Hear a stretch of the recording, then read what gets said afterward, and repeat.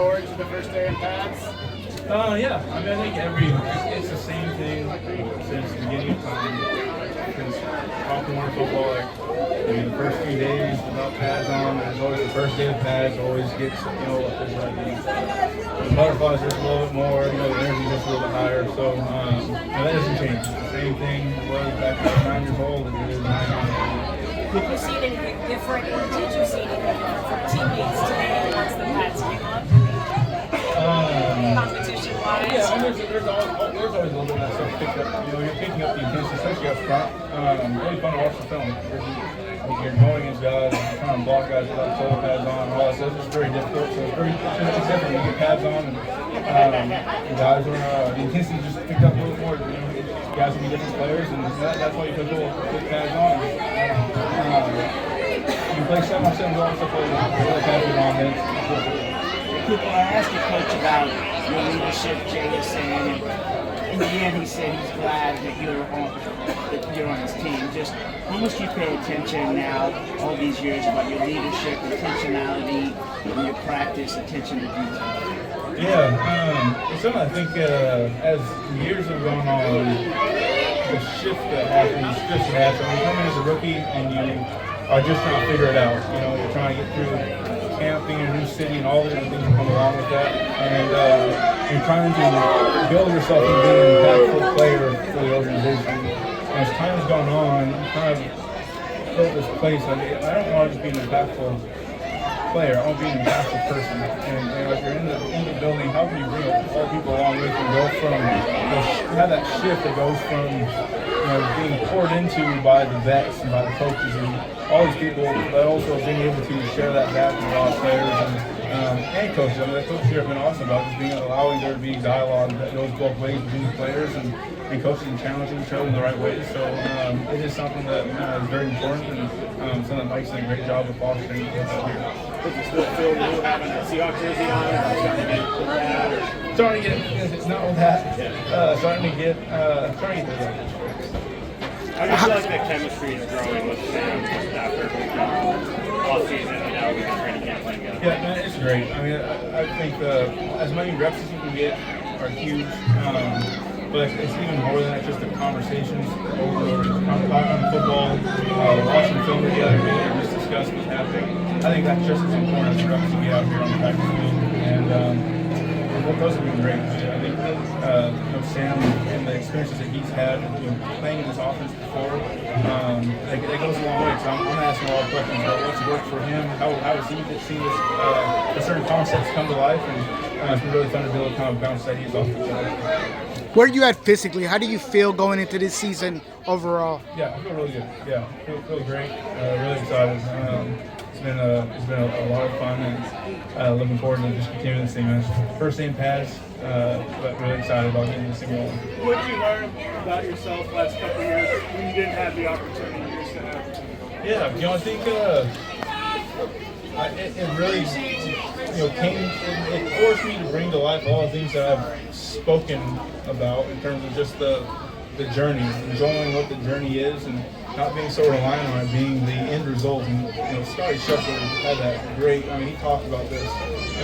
You got to enjoy the journey. The ends are going to take care of themselves, and those are very fleeting moments. And everyone is working and wants to go win it all. Everyone wants to go out on Sunday and play well and walk off that field with a win. But at the end of the day, in this game, you don't have control of that. You do everything you can to set yourself up for it, but you just don't have control of it. And so if you get lost and just all of your joy and fulfillment being found in that, it's just, you're never going to find it. And so, for these last few years, when things haven't gone my way, when there's been injuries or things just haven't worked out, I forced myself to say, well, it's not about that.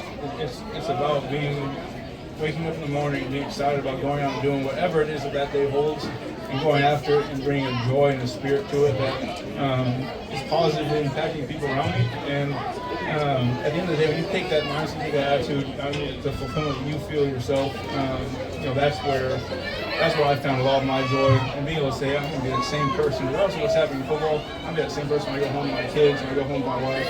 I'm going to be the father that I need to be for them, and the husband that I need to be for my wife, and that's going to be ultimately more important. What was it about that time that made you that self-realization? Was there a trigger or an experience? No, I think it was, I talked about that a lot early in my career, and until that stuff is, laid out there for you, here you go. It's happening now. You can either be about it or you can shut up. And I was like, hey, this is it. These are the moments. These are the moments that, from the outside looking in, are not fun. But I get to go into it with a mindset like, now I get to enjoy this journey. This is my life. And I am incredibly blessed to be surrounded by the people that I've been surrounded by at home and through football. So, mentors that I've been around, the friends that I've have the relationships that I've been built over the years of just playing ball. And, I'm very thankful for it, and I don't think that's up for granted. There was a lot made when you signed about you and Jackson, and you explained this Lyle a lot and stuff like that. Now that you're kind of seeing that come to life, obviously it's working out that way, but is your role changing much at all in any of that from where they're lining you up? Yeah, obviously you guys know we're on the wing tee, so multiple running backs back there. We're crossing all over the place, so Jackson's been doing some good stuff up there. When I get at fullback is when I really feel like I'm at my best. Is that spelled T-E? We were still capital T. That's a polite way of saying you don't want to tell us. Thanks.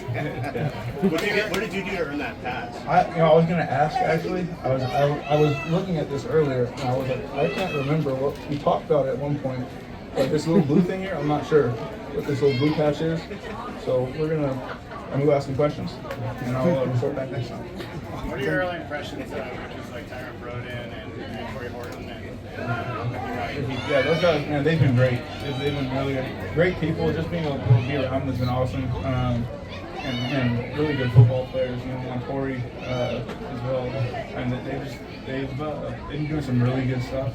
And it's been fun just seeing them go out there and compete. The rookie, like I said, every rookie year you're just trying to figure it out. You get into training camp, the guys are swimming, but the intent and they all want to do it right. Everyone wants to do it right, and that's the important thing. And they're going to get there, and it's been fun to see them compete, though. For you, like earlier in your career, what do you think you figured out in your career? Like, what were the biggest differences, maybe specific to your position? From 1 to 2? Yeah. Yeah, I think the biggest thing was being able to play with your eyes up and going from the mindset of being like, what do I have to, what are we doing? I think that there's a change that happens. There's on paper this route that you have to run, but overall there's a scheme, there's a concept that's happening that we're trying to get done. There's an intent behind what we're trying to get done, and if everyone's on it, you can supercharge every play by putting yourself in great positions, whether that's pre-snap, with just your alignments, or it could be with your anticipation, or it could be post-snap with how you're reacting to things. And I think that's the biggest change that happens, just that being able to supercharge plays by just being on the details, understanding the intent and knowing where the lines are drawn between the line that's on the playbook and the line that's supposed to be done out in the play. Is it possible to be able to see that big picture as a rookie, or is there just so much happening? No, there is, and I think a lot of that comes down to coaches and vets to be able to pull guys alongside and be able to put enough on guys' plates to continue to challenge them without slowing them down. And the worst thing you can do is go out there and start thinking so much that you just aren't able to play fast. But there's a lot of good football players, really smart football players on this team. As well, that continually putting a little more on their plate and seeing how much can you digest and be able to understand to go out there and to continue to play fast. And I think we got the guys that can do that. Cooper? For those rookies on their end, since you've been through this and you've experienced that, like, what kind of advice would you give guys that are coming in as rookies right now, independent from what the coaches are doing, like how they can try to get to that point faster? Yeah, I think a big part of it is trying to prevent scarring from happening. Like, what happens, you go out there, you make a mistake, you're thinking about something, you're trying something, it doesn't work, you get yelled at for messing it up or lying up wrong, whatever it is, and you say, I'm never doing that again. You get scarred from this moment, and it's like just telling us, hey, this is all like fluid. Like you're gonna make mistakes. These things are gonna happen, but this is where it has to happen. It has to happen out here. Unfortunately, in training camp, it's gonna happen from a bunch of fans and all this different stuff, all your emotions, all this different stuff is happening. But the practice field is where you gotta feel safe to do this stuff and let it go. Don't worry about holding back at all in practice because you're scared of messing up. Let it go. Be open to being coached, and don't let it jade you from continuing to challenge yourself and do those things in the future. There's so many new things going on with this offense, new coordinator, new coaches, new offense in general, new players. What are you looking forward to gain confidence that you guys are heading in the right direction?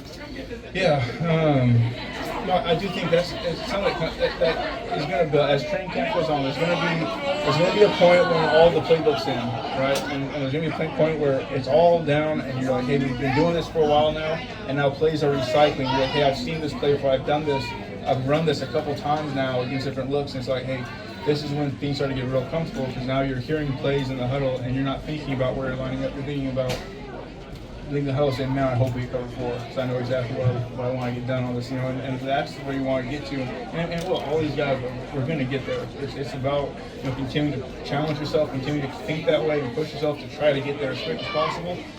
But we're going to get there very soon. And you see, there's glimpses of stuff that's really fun to see when we're watching the film. We got guys that want to do that. Cooper, thank you. Yep.